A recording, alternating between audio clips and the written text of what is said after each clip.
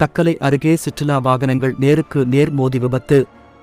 கன்னியாகுமரி மாவட்டம் மார்த்தாண்டம் அருகேயுள்ள விரிகோடு பகுதியைச் சேர்ந்த 15 பேர் இன்று நாகர்கோவில் நோக்கி வேன் ஒன்றில் சென்று கொண்டிருந்தனர்.